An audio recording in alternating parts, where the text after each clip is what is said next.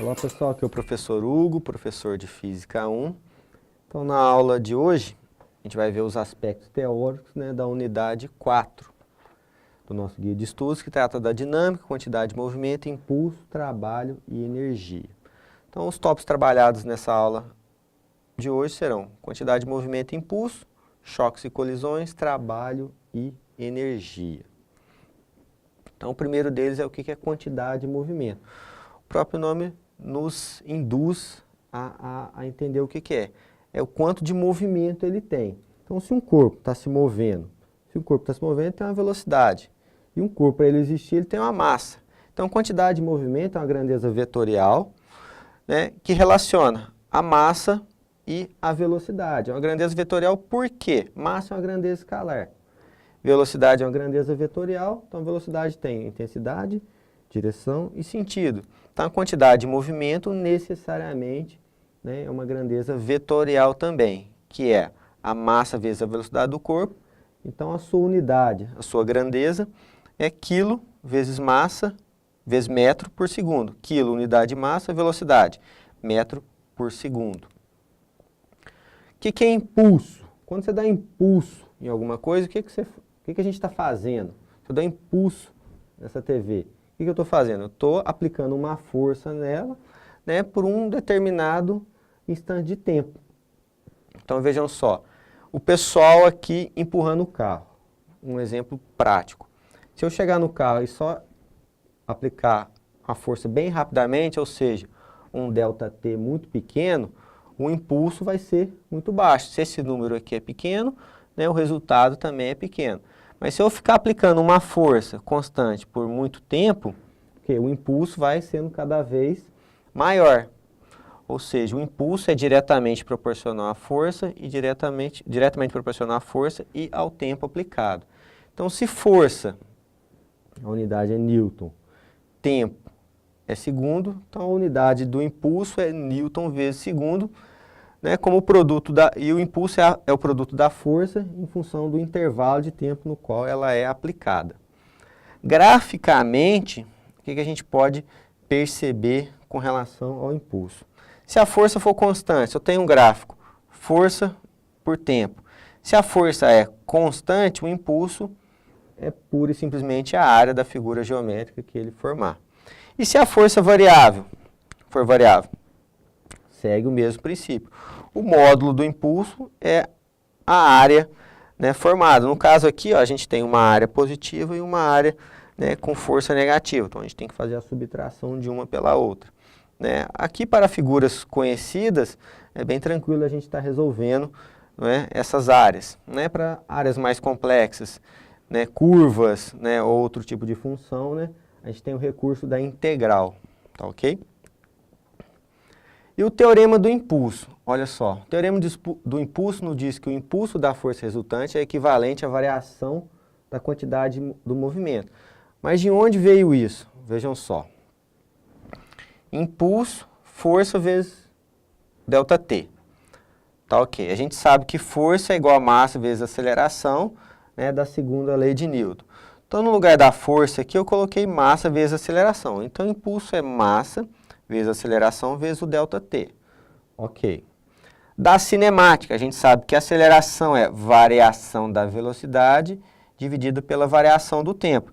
Então, no lugar dessa aceleração aqui, eu coloquei velocidade, variação da velocidade, variação do tempo. Então, o impulso, decompondo ele, massa, isso daqui, aceleração vezes ΔT. ΔT com ΔT corta. Então, o impulso sobrou o quê? Massa, velocidade final, menos velocidade inicial, como está aqui. Então, vejam só, se quantidade de movimento é massa vezes velocidade, então o impulso nada mais é que a variação da quantidade de movimento.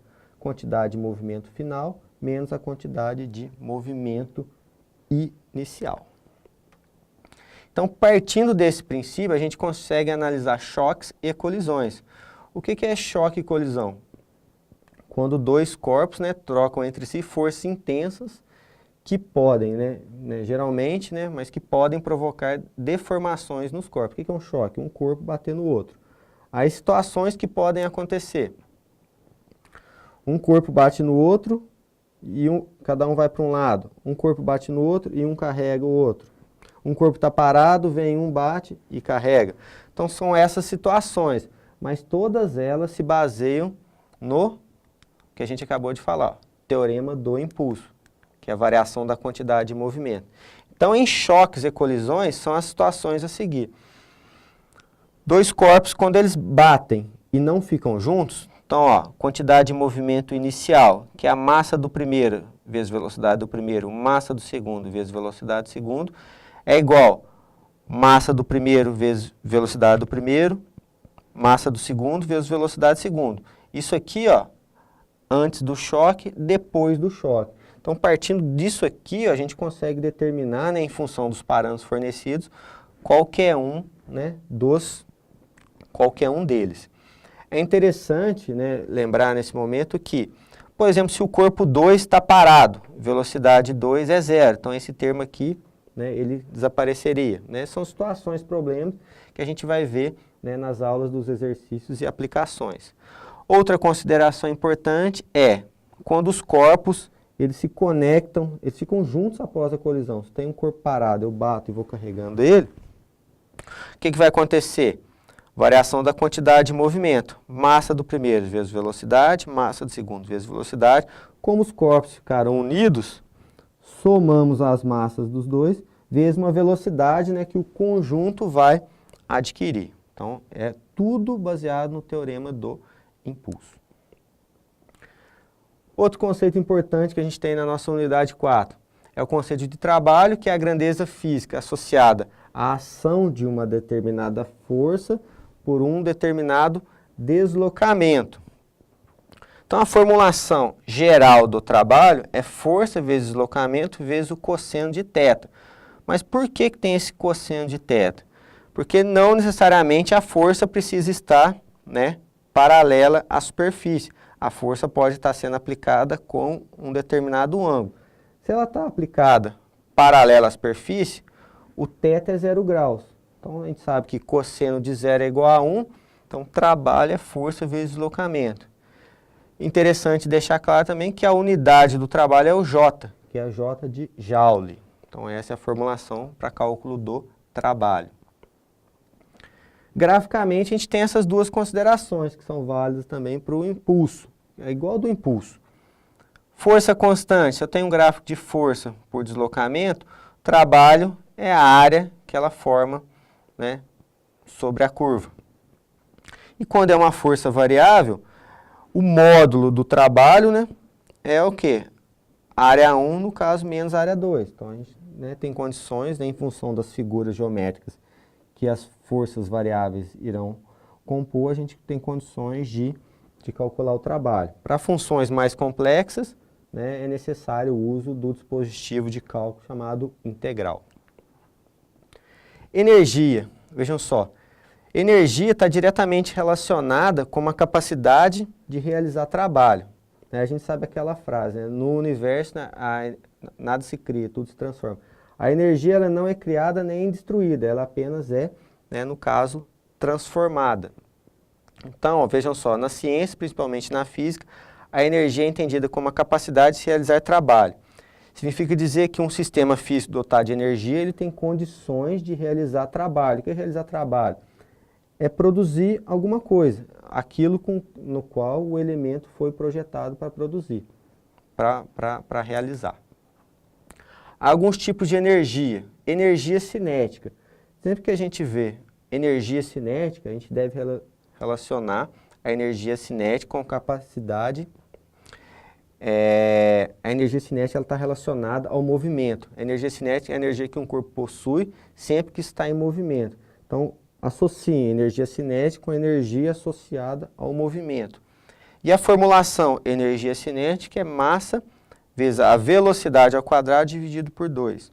Se é energia, a unidade de energia é o Joule. Energia potencial gravitacional. Quando eu seguro essa caneta a essa altura, ela está a uma altura do solo, então ela tem uma energia potencial acumulada. Quando eu soltar ela, essa energia vai se transformar em cinética. A gente já vai ver isso daqui a pouco. Então, a energia potencial gravitacional é a energia associada à altura, né, a uma determinada altura com relação a um ponto de referência. Vejam só, um corpo de massa m a uma determinada altura h sofre a ação da gravidade. Então, a energia potencial gravitacional é a massa vezes a gravidade vezes a altura. Massa em quilos, gravidade do local, né, na Terra 9,81 e a altura sempre em metros. Se estamos falando de energia, a unidade também é o Joule. E a energia elástica, né, está diretamente relacionada à força elástica. Quando eu estico uma mola, antes de soltar ela, aquela mola adquiriu uma energia potencial elástica. Um arco e flecha, coloco a flecha e estico. Antes de soltar, ali se acumulou energia potencial elástica. Quando eu soltar, né, a flecha vai começar a se movimentar. Se ela está se movimentando, essa energia potencial elástica vai se transformando em energia do movimento. A gente vai ver isso aqui daqui a pouco. Então, a energia potencial elástica é K, que é a constante elástica da mola, ou seja, é uma característica da mola. Aqui fica muito claro, né? Se esse K for um valor muito grande, uma mola muito dura, então que eu tenho dificuldade em esticá-la, o que vai acontecer? Se ela é muito dura, é difícil esticar, ela vai acumular mais energia. Na hora que eu soltar, a tendência é que ela, né, projete o corpo para uma determinada direção, né, com maior, né, intensidade. X é o tanto que eu vou esticar ou comprimir, dividido por 2. Se estamos falando de energia, a unidade também é o Joule. Por fim, energia mecânica. Energia mecânica é a composição da energia de todo o sistema, que é energia cinética mais energia potencial. Então, vejam só, energia mecânica, energia cinética, massa vezes velocidade ao quadrado, mais energia potencial gravitacional, mgh, mais energia potencial elástica, kx ao quadrado por 2. Aí aqui é um exemplo, vejam só. Um corpo parado a uma determinada altura. Ali, se ele está parado, velocidade nula. Então, energia cinética zero. Quando ele começa a se movimentar, ele vai diminuir na altura. Então, o que vai acontecendo? A energia potencial gravitacional vai diminuindo, mas como ele começa a se movimentar, ele adquire velocidade, então ele vai adquirir energia cinética. Então, o tanto que ele perdeu de energia potencial gravitacional em função da diminuição da altura, foi compensado em energia cinética. E assim vai, até ele chegar no chão. Quando ele chega no chão, o que acontece? A altura foi zero. Então, ele não tem mais energia potencial gravitacional, porque a altura é zero. Mas, num instantezinho antes dele chegar no chão, ele está com sua velocidade máxima. Então, a energia cinética é máxima. Então, no chão, o que acontece? Anula-se a energia potencial gravitacional, né, e a energia cinética torna-se máxima. Então, toda energia é transferida de uma forma, né, para outra, de potencial gravitacional para energia cinética.